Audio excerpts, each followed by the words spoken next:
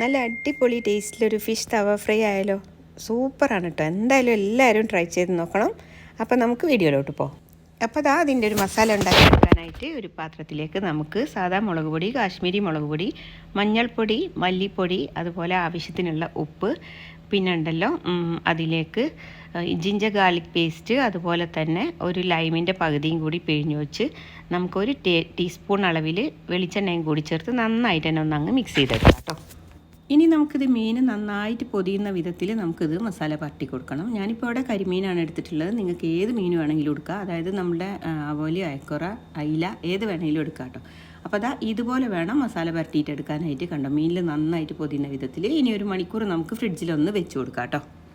അതിനുശേഷം ഒരു പാൻ വെച്ച് കൊടുത്തിട്ട് ഒരു ടേബിൾ സ്പൂണോളം വെളിച്ചെണ്ണ മതി കേട്ടോ. അത്രേ ആവശ്യമുള്ളൂ. നമ്മൾ തവ ഫ്രൈ ആണ് ചെയ്യുന്നത്. അതിലേക്ക് കുറച്ച് കറിവേപ്പിലയും കൂടി ഇട്ട് കൊടുക്കുക.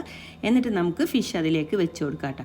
വെച്ച് കൊടുത്തതിന് ശേഷം ബാക്കിയുള്ള ഒരു മസാല ഈ ഫിഷിൻ്റെ മേലെ ഒന്ന് പരട്ടി കൊടുക്കുക. ഞാൻ നേരത്തെ പറഞ്ഞിട്ടുണ്ടായിരുന്നു, നന്നായിട്ട് പൊതിയുന്ന വിധത്തിൽ വേണം. അതായത് ഫിഷിൽ നന്നായിട്ട് മൂടി നിൽക്കുന്ന വിധത്തിൽ വേണം നമ്മൾ മസാല പരട്ടിയെടുക്കാനായിട്ട്.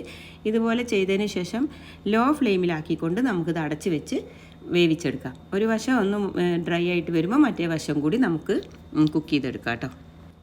അപ്പോൾ നമ്മുടെ ഫിഷ് തവ ഫ്രൈ റെഡി ആയിട്ടുണ്ട്. അടിപൊളി ടേസ്റ്റാണ് കേട്ടോ. ഒറ്റ പ്രാവശ്യമെങ്കിലും ഇതുപോലെ ഒന്ന് ട്രൈ ചെയ്ത് നോക്കണം. അതുപോലെ തന്നെ വീഡിയോ ഇഷ്ടമായിട്ടുണ്ടെങ്കിൽ ലൈക്ക് ചെയ്യാനും ചാനൽ സപ്പോർട്ട് ചെയ്യാനും പിന്നെ തീർച്ചയായിട്ടും നിങ്ങളുടെ അഭിപ്രായങ്ങൾ അറിയിക്കാനും മറന്നു പോയത്. പുതിയ വീഡിയോയുമായി നമുക്ക് പെട്ടെന്ന് തന്നെ കാണാം. Take care. Thank you for watching.